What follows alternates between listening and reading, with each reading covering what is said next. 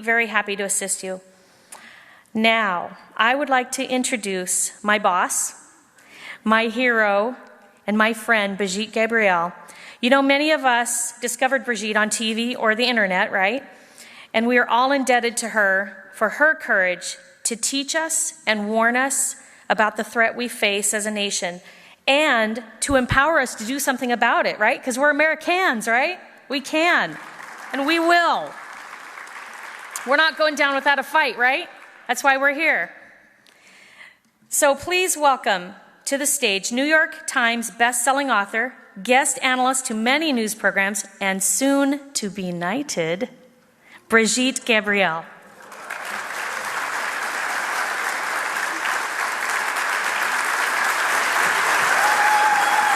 I had to get that in there. Thank you. Woo! Are we excited or what? Yes. This is amazing. This is amazing. I have to tell you, I wait all year long just for these 2 days when we are on Capitol Hill. What a privilege it is that we as citizens of this great nation can come to our nation's capital, talk to our elected officials on their level, looking at their eyes, because they are no different than us. Only in America that we, the citizens, have the power to make such an impact on our society, have freedom of speech, have amazing freedoms that our founding fathers have etched in the Constitution and our Bill of Rights, so we can do exactly what we are doing today.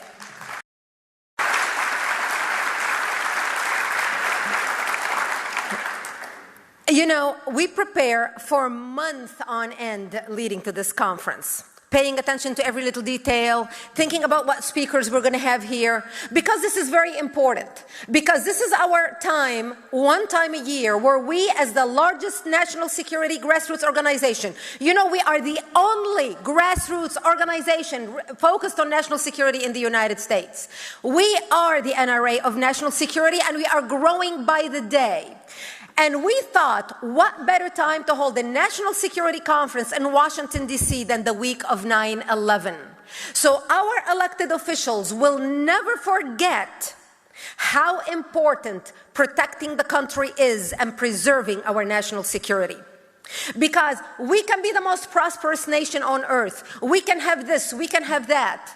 But as September 11th, 2001 proved to the world, that a handful of 19 crazy radicals brought America down to its knees.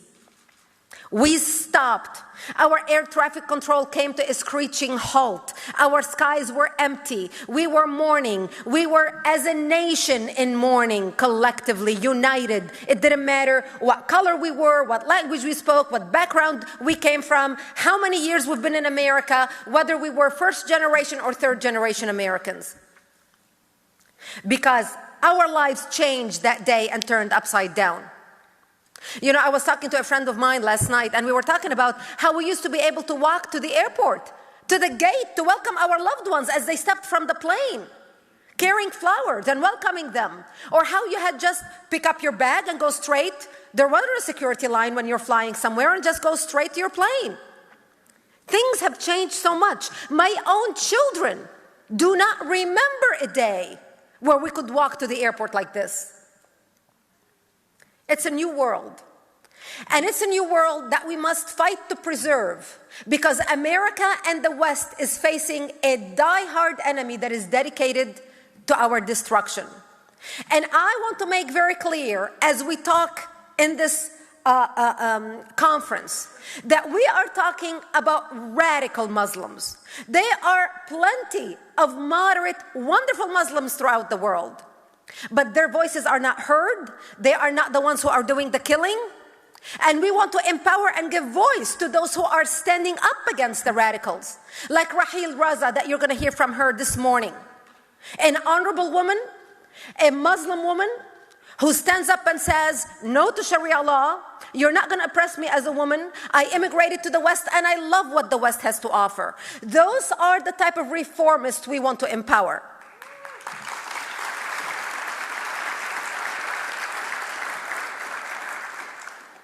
Which leads me to the most important subject that I'm going to open up with this morning, which is the subject that's on the mind of many Americans and many in the West, but particularly in America. And that is the subject that is driving the election this year. National security and the refugees coming to the United States. Our immigration, tightening our borders, protecting what we have until we can figure out what is going on, who's coming to our country, and whether or not they are coming here to assimilate and to follow the American dream, or they are coming here to siphon off of our system and bring down our nation, not to mention the terrorists who want to do us harm. This is a very important issue. And I thought about all the wonderful immigrants that came here to this place, to America. America, the dream. People from all over the world aspired to make it over here, me included. And I thought, I'm going to use my own example as somebody who has first-hand experience, who's gone through the process of immigration, of coming here as a legal immigrant. I came here by marriage. I married an American citizen, and that's how I ended up in this country. So I feel I can shed a light about the immigration issue different than somebody who never experienced this process. You see, America is and will always remain a beacon of light to the world. People want to immigrate to America if they have the chance, not to any other country in the world if they have a choice. America is it. The immigrants that came here from the beginning of time, whether they came on the TWA or whether they came on the Mayflower, whether they were refugees like the Holocaust refugees who came here to seek refuge from religious persecution, or immigrants who wanted to come here seeking a better life. Everybody wanted the dream. Everybody wanted to be a part of this great nation, me included. The early immigrants that came here, including me, who came here 27 years ago, when I came here, I wanted so much to be an American. As a matter of fact, I wanted so much to be an American because I used to watch television as I was a teenager sitting in a bomb shelter, underground in a 7x10 room, 8 feet underground. And we would watch television on a black and white battery, on a black and white television operated on a car battery because we didn't have electricity. For those of you who are not familiar with my background, who just heard about us and about ACT on the conference, I'm a war survivor in Lebanon who lived for 7 years of my life underground from the age of 10 till the age of 17, hiding, trying to survive from the attacks of radical Islamists who were trying to destroy us. And television was my window to America because I would watch American programming and I would watch The Love Boat and Dallas and clips of American news. And I was always impressed how leaders talked to their citizens, how they valued their people. I was always impressed at the opportunity of America, at the freedom in America, at the possibilities in America. Somehow I ended up with an American flag that I put under my pillow, one of those little small flags, and I cannot recall how I got that flag. But I remember that flag being with me in my bomb shelter. I was around 13, 14 years old at the time. And I remember looking at that American flag thinking, one day I'm going to make it out of this hellhole and make it to America.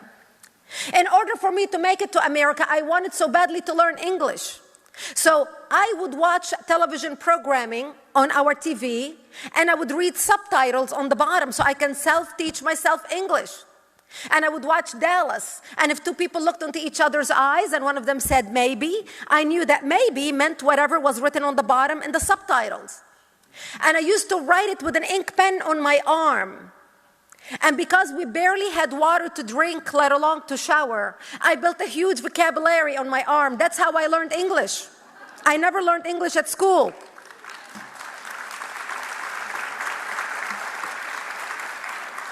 Because I wanted to have the opportunity that if I ever meet an American, I want to be able to communicate with them, with him, her, in a way where I can start the process of somehow ending up in America. I knew I needed to speak the language of those whom I admired, I wanted to be a part of. That's how I learned English. I could tell you at the age of 19 years old why I wanted to come to America. At the 19 years old, as a Lebanese, I can tell you about America's exceptionalism. What are the possibilities in America? I remember sitting with my father watching the Apollo going up to the moon and the American flag being planted, and me saying, wow, look at these people. It's amazing. They're so smart. They're so special. They can do amazing things. I want to be a part of this movement. I want to be a part of this incredible, charismatic, spiritual awakening of the world, awakening of the individual, awakening of the spirit, that in many countries in the world it is oppressed, it is crushed, it is walked on. I wanted to be a part of America. I ended up moving, because I spoke English, I ended up moving to Israel, becoming a news anchor for World News Tonight, because I did speak English, even though I read the news in Arabic. But I was able to communicate with the American company that hired me, because we had an English division for the news. That's how I met my American war correspondent who worked with me, ended up getting married, and that's how I came to America. And when I came to the United States in 1989, I wanted so much to be a part of this country. Like most immigrants, all immigrants, the original immigrants that came here, who wanted to be a part of America. I didn't even speak Arabic with my own 2 children, because I wanted them to speak English and English only. I wanted them to be as Americanized as possible, as early as possible. They were Americans and nothing else.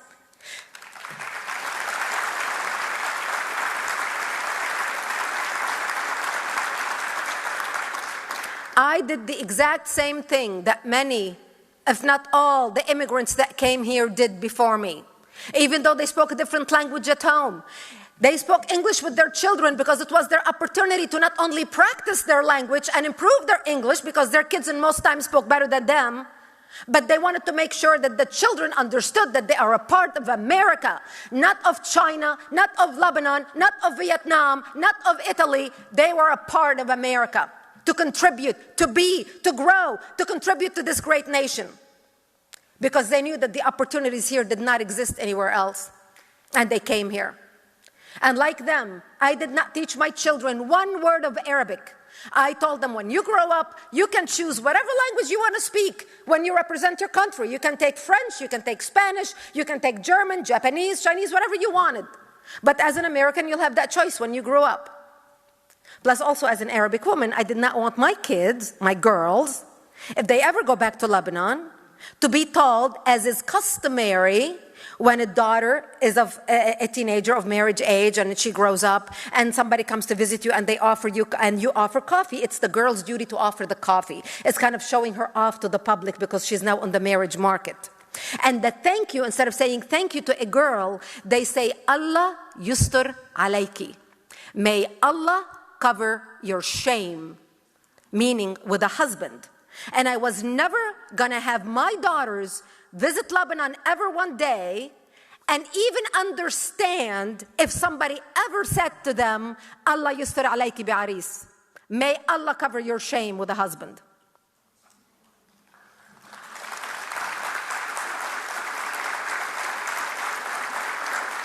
And the shame being the fact that they were women or girls, because the fact that you exist as a woman is shameful. That's the Middle East. That's the Islamic culture. That's how they think. That's the unspoken stuff they don't tell you about in the West, because everybody wants to keep appearances and don't talk about these things. When I had to take the exam, when I came to America, I had a child. My first daughter was born in Israel. I came here with a baby. And when we applied to get my green card, I was already pregnant with my second child. And when I applied to get my green card, I had to go through medical exams, blood tests, test for tuberculosis, test for hepatitis, test for this, test for that. And by the way, I had to pay out of my own pocket to provide all these exams and pay for all these tests to prove that I'm not bringing any disease with me to the country. I had to study a 2-inch thick book from the Daughters of the American Revolution, about the history of America, the Constitution of the United States, our judicial system, everything that had to do with America and what makes America great. And I had to pass a written and an oral exam in order for me to become an American. No easy pass. And I gladly paid for it, and I gladly went through it, and I counted the days to become an American. And I became an American in 1994. What a blessed year that was.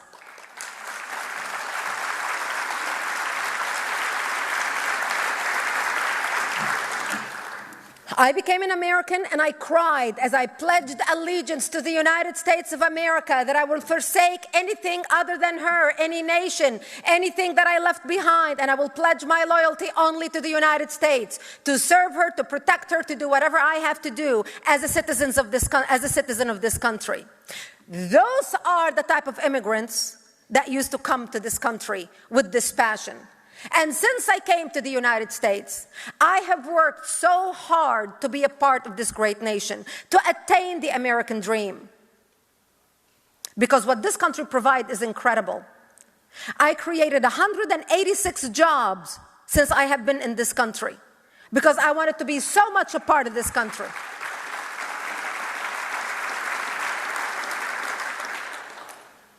I wanted to pay my taxes. I wanted to participate in our political process. I wanted so much to become a congresswoman. And my husband would say to me, "Why do you want to be a member of Congress?" I said, "Can you imagine being able to be a nobody, raised in a bomb shelter, and immigrating to America, yet you have the chance to participate in government?"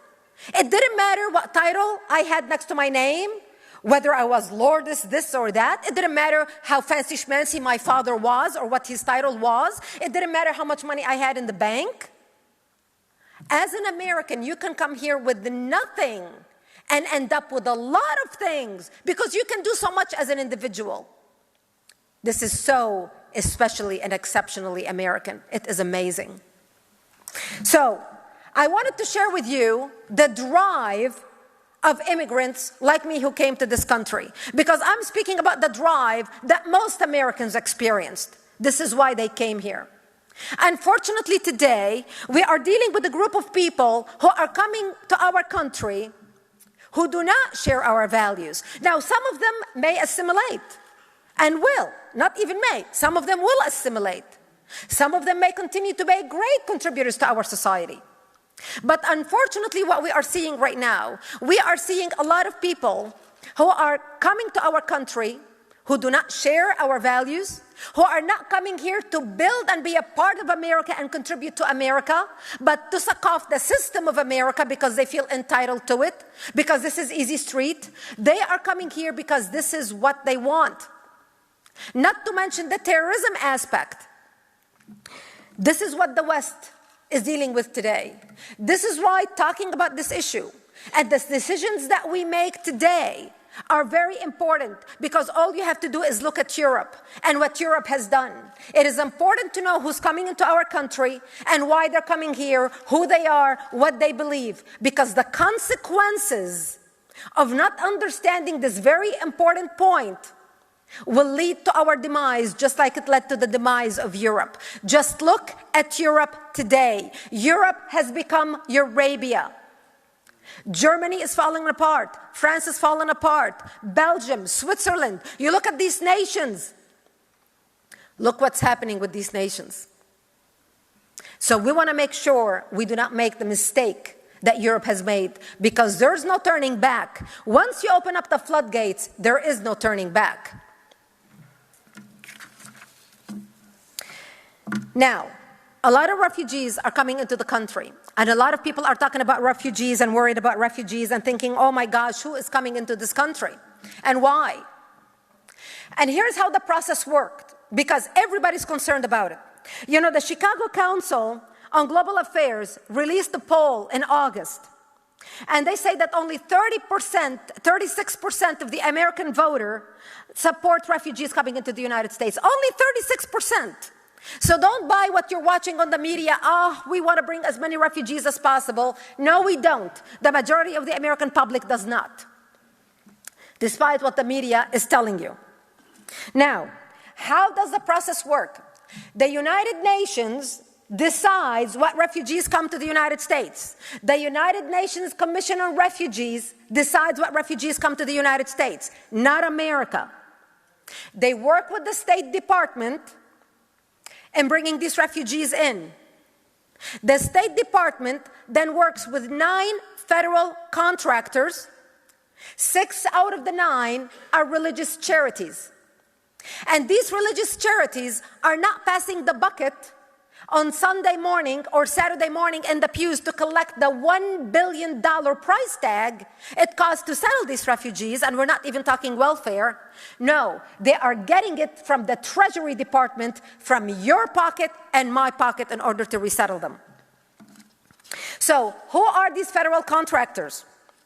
The federal contractors are Church World Service, Ethiopian Community Development Council, Episcopal Migration Ministries, Hebrew Immigrant Aid Society, International Rescue Committee, U.S. Committee for Refugees and Immigrations, Lutheran Immigration and Refugee Services, United States Conference of Catholic Bishops, World Relief Corporation. So these 6 out of the 9 are religious organizations, Christians and Jews. These federal contractors work with 350 subcontractors, and the 350 subcontractors then work to resettle the refugees in 92 cities across America. And they resettle them within 100 miles radius from wherever the office of the contractor is located. So if there is a contractor in the city of Richmond, those refugees are resettled within a 100-mile radius of Richmond, not just in the city of Richmond. There's a lot of money on the line. The contractor gets a one-time allocation fee of $1,125 from federal funds per refugee, or about $5,600 for family, that is used to finance the resettlement logistics. For example, the money is used to buy, the money needs to be spent in about 30 days, by the way, and it buys everything from bed clocks to lamps to beds to furniture to food, refrigerators, etc., to furnish the apartment where these refugees are going to be resettled. By the time the individual, this refugee, reaches the airport of whatever city they are being resettled, they are literally a taxi right away to a warm meal in their new home, paid for by our tax dollars. In addition to the cost of $1,125 per person, the settling contractor gets to keep $1,000 in their pocket on top of that to spend as they wish on themselves. So we're looking at $2,126 per head for these refugees to come to America. The contractor works with the refugee for 6 months, and after the 6 months, these refugees are then, their files closed, and the process begins to work to bring their extended family. So for any refugee that comes here, and we spend all this money bringing this refugee here, after 6 months, the process starts, and then we start resettling their family members, and the whole thing starts again. It is such a cash cow. Thank you, Tom. It is such a cash cow. Sorry, I lost half my speech. So they had to go print it for me, and I said, I don't care, go find it, print it, do whatever you have to do. So they did. Okay, fantastic. I'm going to put these here, and I'm going to go on. So, it is such a cash cow, and everybody is jumping on the refugee bandwagon because of the mega millions of dollars that is being spent on and given to these organizations to resettle the refugees.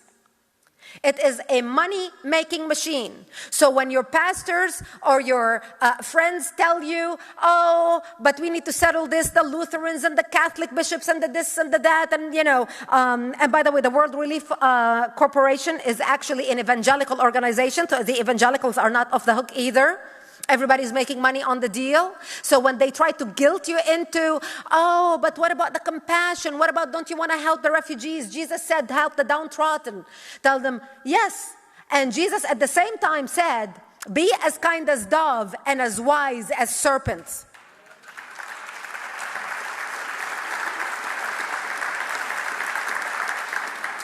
Because over the life of a refugee, over the 5 years it costs to resettle a refugee in this country of $65,000, for that money we can resettle 500 refugees in their own region, staying in their own community, speaking the same language, around people who understand them, who share their culture, instead of bringing them to a culture shock here. That's how we can spend the money. We are not saying do not help refugees. We want to help the downtrodden. This is what makes America great. We have an earthquake in Iran. Remember a few years ago, America was the first country to offer help to Iran.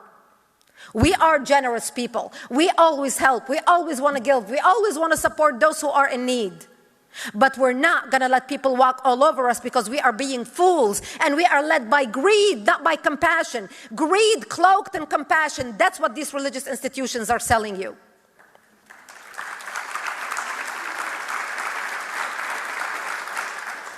Now, here's an example of how much one of these organizations have made. And I'm going to give you homework. You can do your own homework on the others. But here's one that I chose to show you how much these religious charities are getting and what is riding on the line for them and why they are pushing to bring refugees into the country. And I'm going to use the Lutheran Immigration and Refugee Service. The Lutheran Immigration and Refugee Service is 95% funded by your money, by your tax dollars. We looked at their latest 990 forms that they submitted. The latest form they submitted in August 2015 that was available. And on page 9, it states that their total revenue for that year, for 1 year, was $59,862,898. The total federal grants, money they got from our tax dollars, were $55,341,275. So let me get this straight. So they brought in $59 million. $55 million was from us. They also received from your money $1,817,755 for loan for a service fee. So to say they are getting 95% of their funding from our tax dollars would be a very accurate piece of information.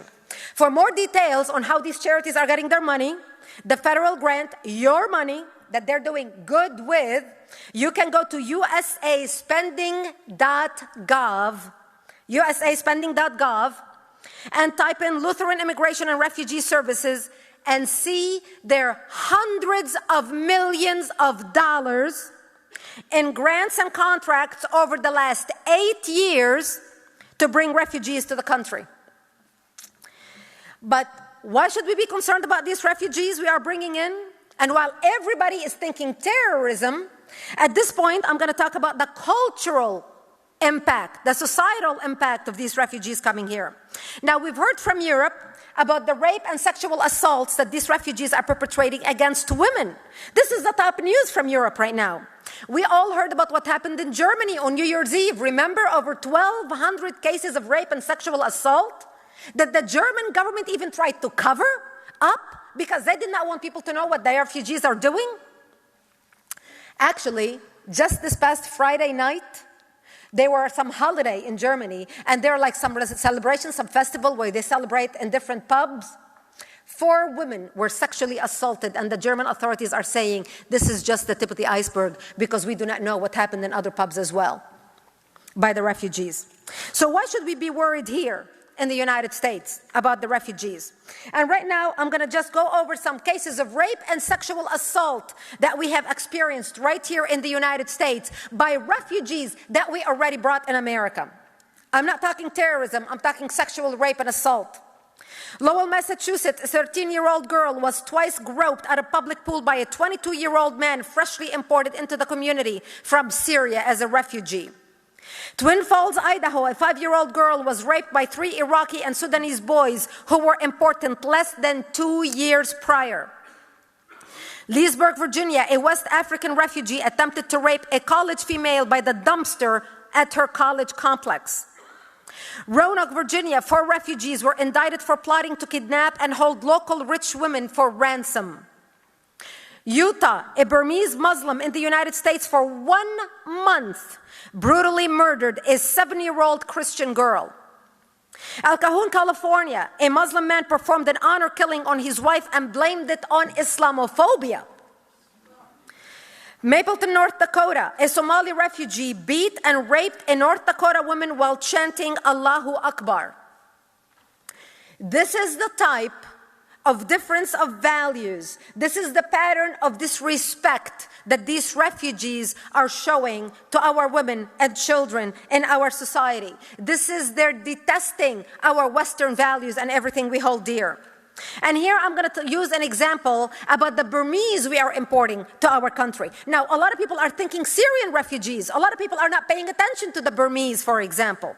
But I'm going to talk about the Burmese refugees, not Syrians, to show you the difference between the value and the cultural system of these refugees that they are coming from. I mentioned the case in Salt Lake City where the Muslim Burmese brutally raped and killed a 70-year-old girl. The examiner said she died in excruciating pain because of the rape. Shame on the mainstream media who never uttered a word about it, only in Utah. And the reason why I bring this Burmese example is because last week, a Burmese refugee in Australia was sentenced to jail for viciously raping a 10-year-old little boy. The convicted Muslim man said it was culturally acceptable in his society to rape children where he came from in Burma. They do not look at it as rape, and we see this pattern in using children all over the Middle East, all over Islamic societies. I only have 15 minutes left. Oh my gosh. Okay, they gave me the time. As a matter of fact, the reason why I use the example about Australia is because we see this pattern of using children for sexual pleasure all across the Islamic world worldwide. Child marriages, child rape, child prostitution, especially the sexual abuse of little girls. These perpetrators, when they are confronted, they say, well, it is not rape, it is sanctioned in my culture and in my religion. So where does this belief come from? Prophet Muhammad, whom Muslims consider the perfect man, al-insan al-kamil in Arabic. And they all want to emulate. Prophet Muhammad married a girl at the age of 6 and consummated the marriage at the age of 9. Having sex with 9-year-olds is not considered sin or rape or anything bad in Islamic religion or culture. This is why we see this rising all over the Middle East, and now it is rising all over the United States and Western nations where these Muslims immigrate. We have now imported and seeded over 15,000 Burmese in the United States, throughout America in the last 10 years. You do not know what is lurking in your city, in your community, and what's happening and who's walking down the street or living near you. Child brides are rising all over the West due to Islamic refugees and migration. Countries reporting child brides are Germany, 100 cases this year alone, and only in the city of Berlin. Switzerland, 119 cases have now been reported. That's a little over 1 every 3 days, and nearly 22% involved girls under 16 years old. In the UK, there are reportedly 100,000 marriages that are unrecognized under UK law, and the women in them have no rights. They are known as Sharia marriages, of which 2/3 were polygamous. Canada, Netherlands, Denmark, and Australia are reporting the same thing. This is what the West is importing to its midst. This is a value system that is completely opposed and different than anything we stand for and hold dear. Refugee cities have also become hubs for foreign illnesses. They are bringing with them illnesses that we have already eradicated in the United States, such as tuberculosis, for example. Active tuberculosis right now is exploding. Colorado has 16 cases. I know I have close friends in Colorado in this room. Ohio, 11 cases. Vermont, 35 cases. Wisconsin, 117 cases. Florida, 11 cases. Idaho, 7. Indiana, 4. Kentucky, 9. And North Dakota, 4. And by the way, the majority of these cases are drug resistant, which means this is active tuberculosis that is resistant to drugs. It cost us, the taxpayers, you and me, $150,000 to treat one patient, and it takes 6 to 8 months while they are walking around and spreading the disease.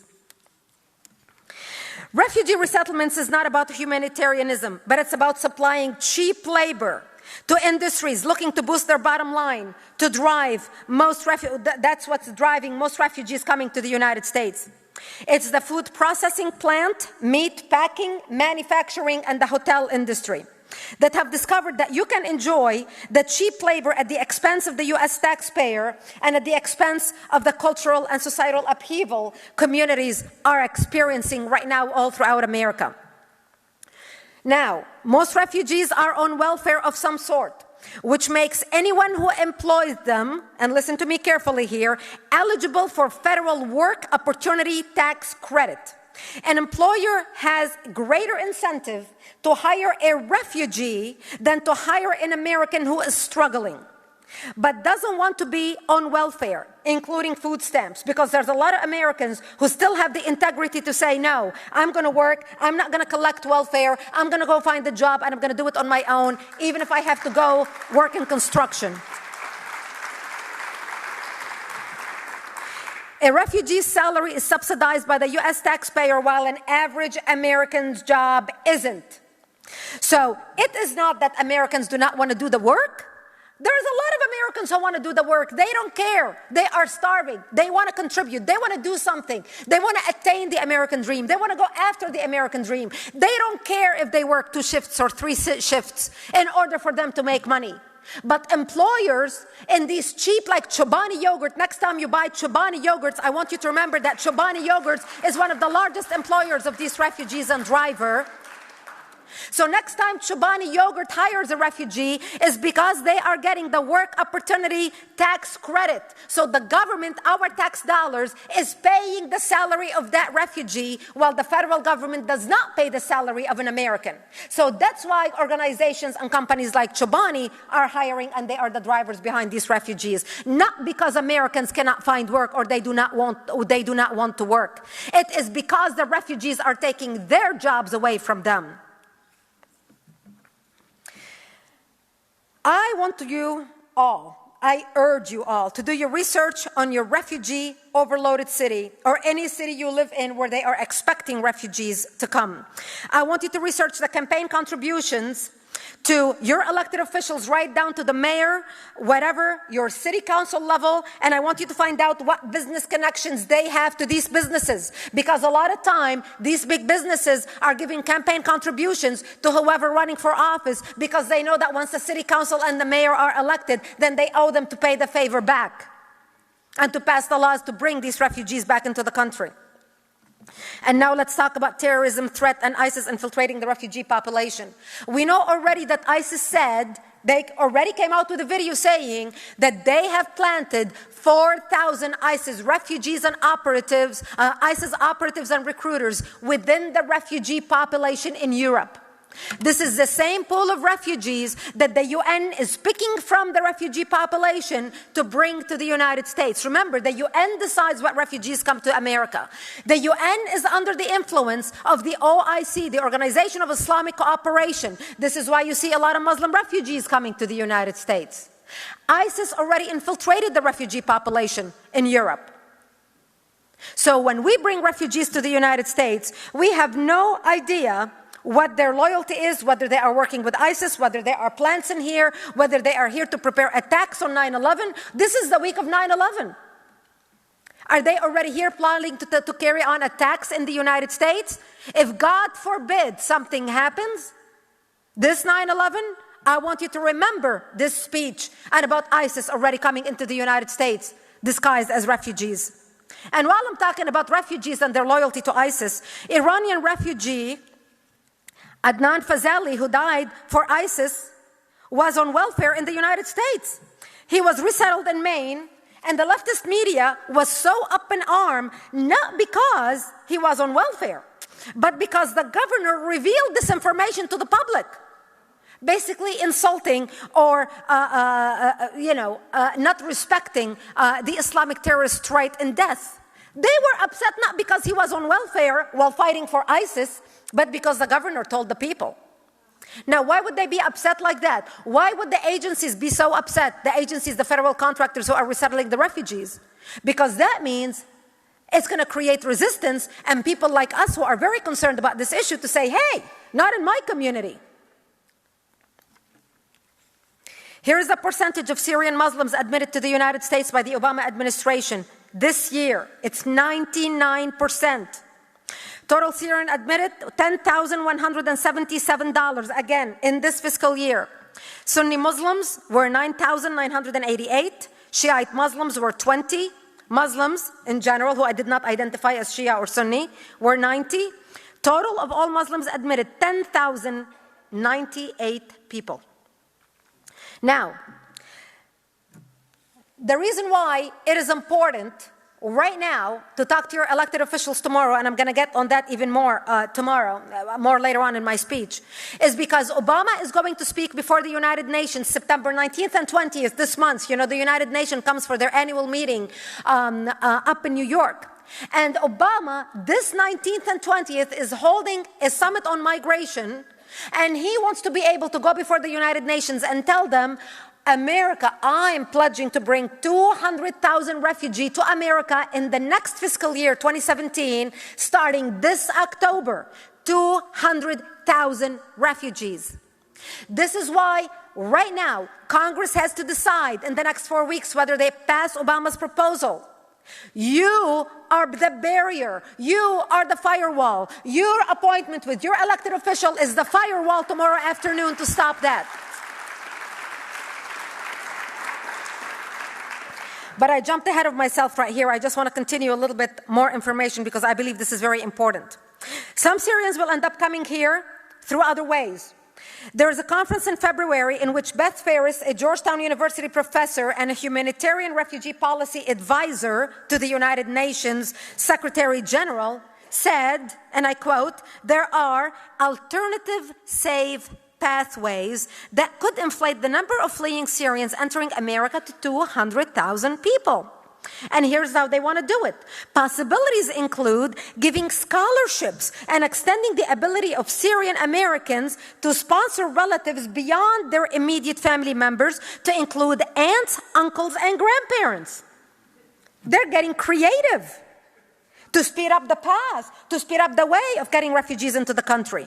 In addition, some 8,000 non-refugees from Syria who are already in the United States, both legally and illegally, have been allowed to remain under a program called Temporary Protected Status. The Department of Homeland Security recently renewed that status for another year. Now, this is something we have to stop. The buck stops here. The buck stops with us. We need to protect our country. Most experts agree that more than 20% of Muslims are radicals. It is practically impossible to identify this group from the 75 or 80% who are not radicals. Impossible. So I'm going to give you an example. Let's say 20% of Chinese people are infected with a disease that is fatal on contact. Fatal on contact. Would we just continue to allow Chinese to enter America rather than be called China-phobic? Or would we take the sensible approach of halting Chinese entering the country until we can figure out some way to know who was the carrier of the disease that is fatal on contact, such as suicide bombers or terrorists when it comes to the refugee population?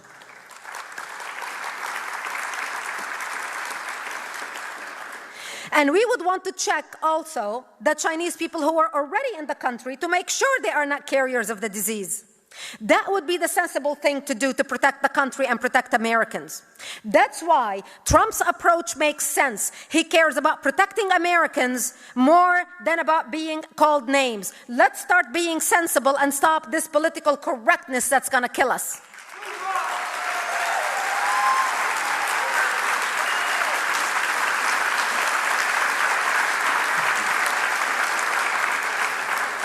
The buck stops with this Congress, with the Republican Congress. Right now, the people who are going to approve the refugees coming are not Obama or Hillary. You don't have to worry about that.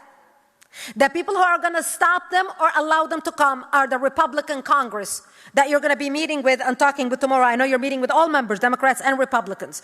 But you need to tell your representative in Washington, starting now, because they are back to work tomorrow, Wednesday, to withhold funding for the U.S. Refugee Admission Program for fiscal year 2017, which begins in 4 weeks on October 1st, 2016. Let these supposed nonprofit organizations who are religious charities, let them fund it out of their own pocket if they are so driven to bring refugees into the country. Congress is going to start debating the refugee issues starting tomorrow. How timely it is that we are here on Tuesday and tomorrow, Wednesday, after they come back from their long 1-month recess, to start debating the refugee issue and how exactly they're going to spend your money, how much they're going to throw of your money on the refugees, funding them both through U.S. Senate Department and the Health and Human Services. Forget Obama, forget George Soros, forget the contractors. This Republican Congress should be your target one focus in the next few weeks. Republicans control the Congress. That means they control the appropriation committees, in which in turn will make the decision on how many refugees will come to your town in fiscal year 2017. By how much money they appropriate for the federal agencies, Department of State, and Health and Human Services. And don't forget Speaker Paul Ryan and Senate Majority Leader Mitch McConnell, who, as you can see, are two of the most powerful people, and they play the most powerful role in your town getting refugees because they both have majority, second in seniority in the appropriation committees. Now, I know I'm running out of time, so I'm going to wrap. Before I start questions and answers, I want to remind you how important it is for you to meet with your elected officials tomorrow. We have appointments scheduled with you.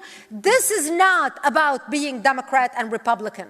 This is not about being left or right. This is about protecting and preserving America and our freedoms and our values so our children can enjoy living in a country that is free.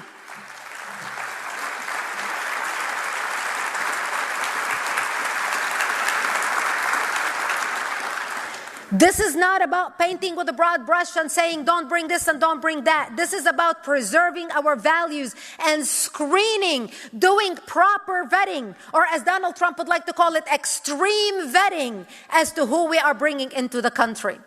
And I want to tell people who are watching us live right now, either on C-SPAN or live on the internet, I want to tell you, join us. Go to actforamerica.org and get involved. If you are concerned about the refugee issue, no matter where you live in the country, join our Refugee Resettlement Working Group. We have now groups working all over the country to protect their communities. This is our chance to stop the floodgates, because when you open the floodgates, you will not be able to close them back. The enemy will be within. Now is your time. Go to actforamerica.org and join us. Become a member. Join us as a financial supporter. We have a lot of work to do and we need your support. No matter where you are watching us right now, we need you involved and we need you engaged. Thank you for being here today. May God bless you, and I open it for questions.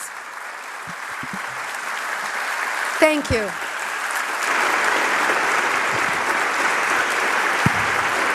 Thank you.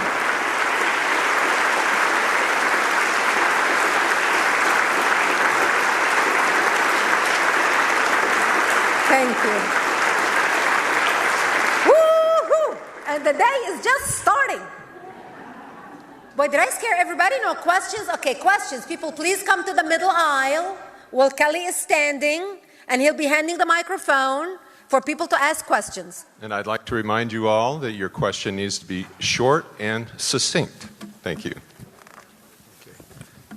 Brigitte, at the RNC, I met with Walid Ferris, and he's advising Donald Trump. And I was praying that you had some input into telling the Trump campaign all the information you imparted us today.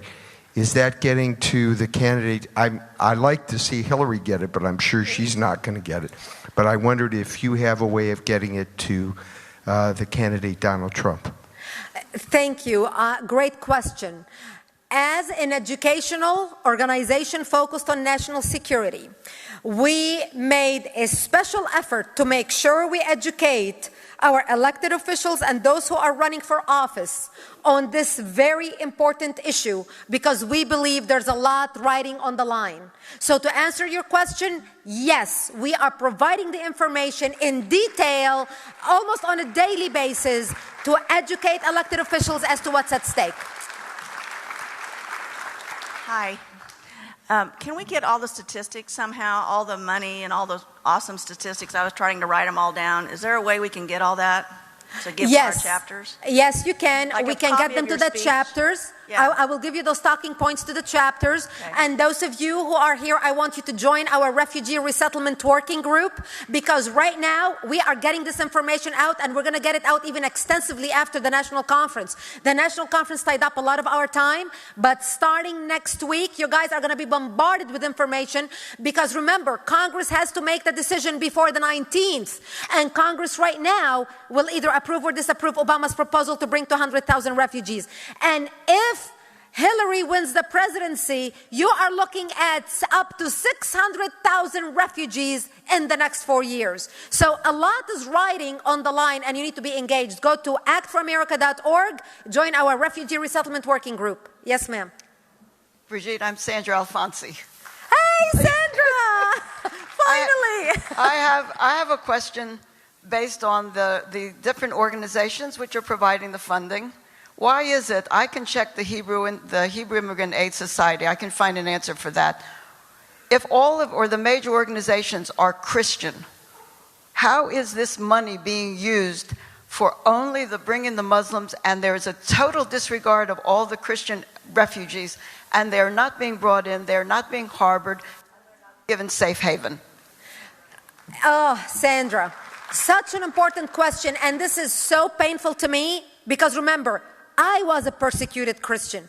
I'm a Christian who lived in a bomb shelter in a war-torn zone for 7 years of my life. And I used to think, where are the churches? Where are the Christians across the world caring about what was happening to the Christians in Lebanon and all the massacres?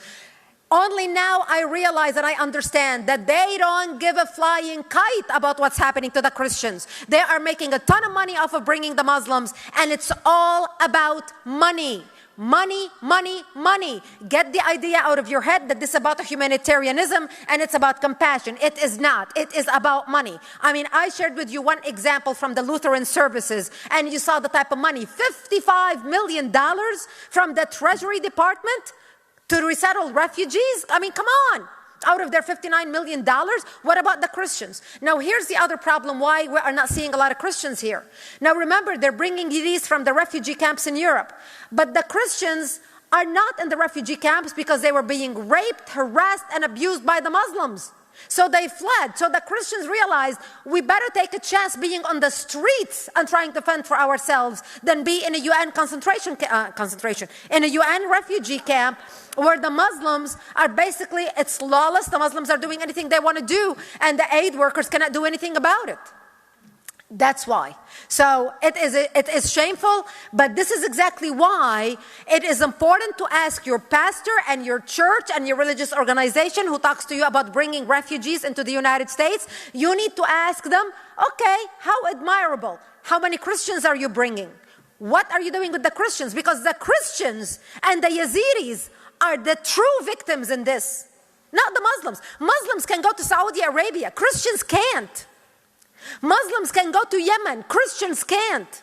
Christians have to come to a Christian nation like Europe or the United States. They're not accepted in Saudi Arabia or in Pakistan or in Afghanistan or any of those nations. They have no place to go. Muslims can. So it is our duty to help the Christians. And this is the type of questions or comments you can tell your pastors when they start talking about from the pulpit about why, they're bringing all these wonderful things they're doing to bring refugees into America. Thank you, Sandra. Good morning. Good morning. Can you explain the current vetting process that's going on? Say that again? Can you explain the current vetting process for the refugees coming to the U.S.? Basically, right now, they are skipping the vetting process. Now, our government was telling us, oh, it takes, 14 to 16 months to do the vetting. Baloney. Right now, they have them on the Federal Express program. They are just bringing them as fast as they can. And what vetting? So they are choosing from Muslims, let's say, in a refugee camp, in a UN refugee camp in Europe. So the refugee tells you, I don't have any papers. I lost my passport. I don't have any identity because I fled. My name is Ahmed Muhammad. Okay, how can you prove anything? He's not in our database. You have to take him at his word because you don't know whether his name is Muhammad Ahmed or Khalil al-Bustani. You have no idea. There's no way to vet them. So when they tell you there is vetting process, it's an absolute baloney. And we know that ISIS was in the business of printing passports, fake passports, in order to embed people into Europe. So the whole vetting process is baloney right now. It doesn't work. It's a lie. Window dressing. Thank you. Yes, sir. Breitbart has reported that during Obama's term, an average of 140,000 immigrants from all over, but they claim that the 70% were from Muslim countries, have been brought into this country. And this supposed fact was confirmed to me by author Jim Simpson, who wrote a book whose title ends in Erasing America. He's claiming that all of these Muslim immigrants are brought in for the purpose of erasing America. Can you verify that there's all these other immigrants that have come in during Obama's term that nobody seems to be acknowledging? Well, you heard me talk about the Burmese refugees. Now, a lot of people don't think, how many of you in the room here came thinking when you heard about refugees, you're thinking about people from Burma? You don't. You think Somali refugees, you think Syrian refugees, we know refugees from Iraq. We know, for example, we have resettled 100,000 refugees and 100,000 Somali refugees, up to 200,000 refugees from Iraq and Somalia alone. But other people are not thinking about the other type of refugees who are coming. Like this guy, the Burmese guy, who had no compunction raping a 7-year-old to death in Utah. And nobody wanted to talk about it because in his culture it's permissible. It's not rape. So this is the type of stuff that people are not talking about. And as we bring more refugees, it's not that it's a part of a conspiracy. I'm not into conspiracy theories, so I don't talk about that. I talk about facts only. So I'm not sure, but I can tell you the book that you referenced, when they say, over 70% Muslims, absolutely, if not even more. We have some Christians come in, but very few. The majority of the refugees that have been coming are Muslims. The 15,000 Burmese we have resettled in the United States in the last 10 years are Muslims who are now walking into the community. So it is changing the face of our society. I was having dinner with friends last night, and they just came back from Europe. They were in Europe for 2 weeks on vacation. And then they went to visit their daughter in Minnesota, in Minneapolis, St. Paul. They said they saw more people in burqa in Minneapolis in the 2 days that they spent in Minneapolis than they saw in 2 weeks in Europe. So yes, the face of our country is changing because of the type of immigrants who are coming here, who are not assimilating. See, the previous immigrants who came to the United States wanted to assimilate, couldn't wait to assimilate. They did assimilate. But now we're talking about a different breed of refugees and immigrants who are coming to this country. Not to assimilate, but to bring their third world system and values with them to our first-class country, bringing us down. We already saw it happen in Europe, and it's happening here. And don't tell me societies are created equal. Our societies are 10 times better than backward societies, such as societies in the Middle East and North Africa. Thank you, sir. Next question. Yes, this is my first year at this great conference. Thank you. Welcome. Thank you very much. I've heard from other people that have been here in previous years that sometimes we go to the meetings with the Congress people and they send their aides instead of attending themselves. My question is there a way of possibly shaming these for this very important day in their jobs of where they are at, why they need to send these aids, find out what they are doing so that we could broadcast it, put it out on the internet, and get some shame from them. Well, we're going to be talking later about this. At the end of the day, Lisa Perenia, who's the Director of Government Relations, is going to get into the details of that. You do not want to miss the last session of the day today between 5 and 6. The most important session of the day is how to talk to your elected officials, what they do, how they operate, the importance of talking to their staffs or chiefs of staffs. Sometimes talking to their staffers is even more important than talking to them, because their chiefs of staffs and their staffers are actually the ones who make the decision and tell the congressman what to do, or congresswoman. So if you did not meet with the elected official himself or herself, rest assured your meeting is not wasted. But we'll get into that later on at the end of the session in great detail, especially before we go up on the Hill tomorrow. And by the way, tomorrow you're going to meet personally 16 members of Congress who are going to be speaking to us on Capitol Hill to the conference. So you're going to get to ask them questions, talk to them, hear them out, let them know how you feel. 16 of them are going to be standing right before you like I am now. Thank you. Brigitte, this will be the last question. Okay. Good morning, Ms. Gabriel. I am Good a student morning. leader, and this is my first year at the conference. In one of your videos, you announced that we're at war with an ideology, not a nation. How would we combat an ideology instead of actually having a place to go? Great question. We are at war with an ideology because Islam is a political movement cloaked in religion. Now, there are those who practice spiritual Islam. Spirituality is wonderful. You're going to hear from Raheel Raza later on, today, she's the example of what a moderate Muslim is all about. And she's a practicing Muslim. She practices the spirituality, the spiritual Islam. Spirituality is great, but political Islam, where they want to enforce their rule over us, where it's their way or the highway, where we all go to hell because we are inferior to Islam, we are not equal in the eyes of God, in the eyes of Allah. Those type of people who hold that ideology do not belong in our nations or walking around us, because in our nations we are all equal in the eyes of God, and we are all equal under the Constitution, which is the law of the land. There are moderate Muslims who acknowledge that, and there are those that do not. It's the ones that do not that we have a problem with. But the first way we begin to win our fight against the ideology is by basically having the backbone to say it's the ideology, stupid, it's radical Islam, it's political Islam, and we need to change it. And that needs to start with our spineless elected Capitol Hill, and this is why we need to elect somebody with the moral clarity and the courage to say what needs to be said. Thank you. May God bless you. We're going to rock and roll. It's going to be a great conference. I am here. Ask me any questions you want for the rest of the day. And now I'm going to bring the exciting, the wonderful Carrie French back on stage. Thank you very much.